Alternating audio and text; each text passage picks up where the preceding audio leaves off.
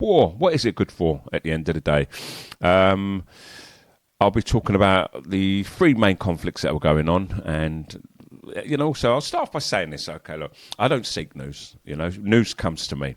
I try to ignore those, that have been pushed onto me from as if they've come from nowhere. Hello, hello. As if they've been pushed out from nowhere, as if there's an agenda behind them.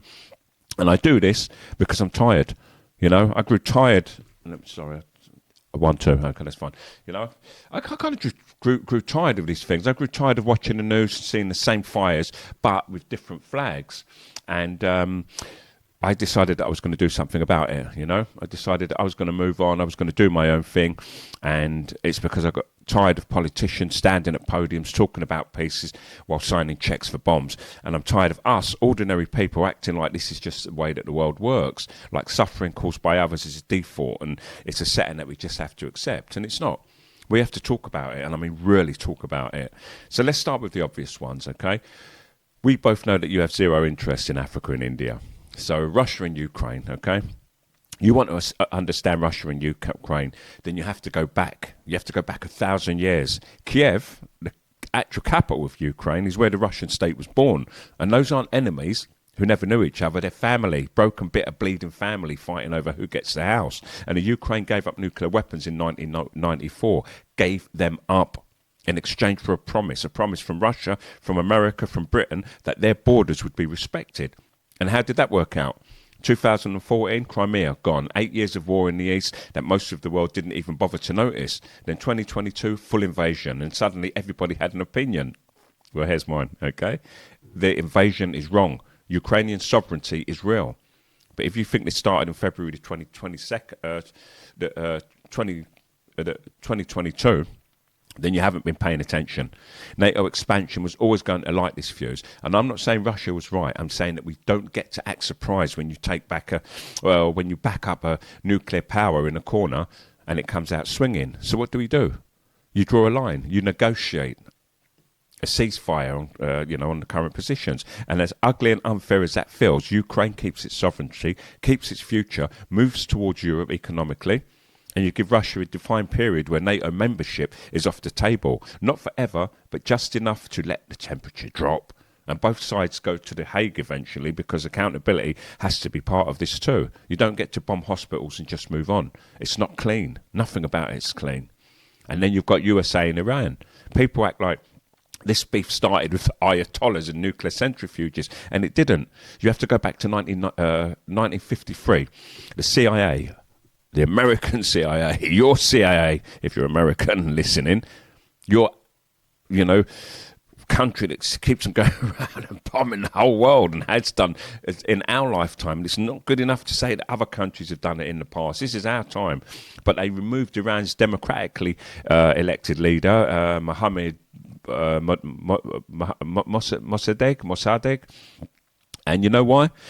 Because he tried to nationalize Iranian oil. Oh, that British companies were extracting from Iranian ground and Iranian people seeing none of it. They removed him and they put in the Shah, a man who ruled with torture, disappearances and with fear. And for 26 years that went on. So when the revolution came in 1979, don't act like it came from nowhere. That was a country that had been humiliating, decided that it had enough. Then America supported Saddam Hussein in the Iran-Iraq war that killed over 1 million people. Then decades of sanctions that didn't hurt the regime, they hurt ordinary Iranians. No medicine, no food, destroyed livelihoods. But we mustn't forget Iran isn't innocent too. Proxy forces across the region, women being beaten on the streets for showing their hair, women who are fighting back with a courage that shamed most of the world into silence. Yes, I am aware of these things. But when I talk about them on social media, without mentioning what I know of Iran, people, you support this regime. And it's like, I don't support the regime. I support the non-genocide of innocent people. So, go back. What they could also do as a solution on this is go back to a nuclear deal, but a much stronger version with proper verification. Lift the sanctions in stages as Iran demonstrates compliance. Because here's what history teaches us: isolation never changed a regime. Never. It just made the people suffer while the regime pointed at the suffering and said, "See, that's what the West wants for you." And to engage in this isn't a weakness. Consider engagement as a strategy. Starting a war solves nothing for Iranians. It simply lines the pockets of the US business class. And finally, Israel and Palestine. I'm going to say two things first, and you need to hold on to both of them. October the 7th was a terrorist attack. Innocent people were murdered. That's real, okay? And what has happened in Gaza is a humanitarian catastrophe. Children are dying, hospitals are rubble. That is also real. And if you can only hold on to one of those truths, if one of them makes you want to dismiss the other, then you're not ready to be part of the solution. You have to know the history here. The British promised the same land to two different peoples. The Balfour Declaration to Jewish settlers in 1917, Arab independence to Arab leaders fighting the same war. When Israel was established in 1948, 700,000 Palestinians were displaced. They called it Nakba, the catastrophe. The Oslo Accords, which were meant to pave the way for peace, ultimately fell short of expectations, failing to resolve key issues. And Israeli settlements continue to expand into areas deemed illegal under international law, exacerbating the conflict. Hamas, which emerges as a significant political and military force, has often engaged in violent confrontations, complicating the humanitarian situation in Gaza. And throughout all of this conflict, the lives of Palestinians have been tragically used as leverage in political negotiations, highlighting the urgent need for a genuine resolution. And the Palestinians have been used by everyone, and I mean everyone. The Arab states who kept them in camps instead of integrating them. The Israeli governments who kept them under occupation instead of negotiating in good faith. The Western powers who kept funding without demanding accountability. So what's the solution? Two states.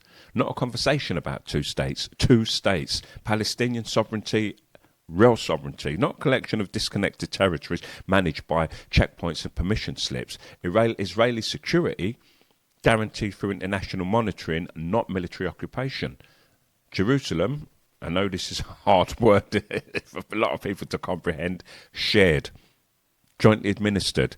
Neither side owns it. Well, not owns it alone, they've got a claim to it because neither side will ever accept the other person owning it. And the settlements, they just have to stop, full stop, because you can't talk about peace with one hand and take land with the other.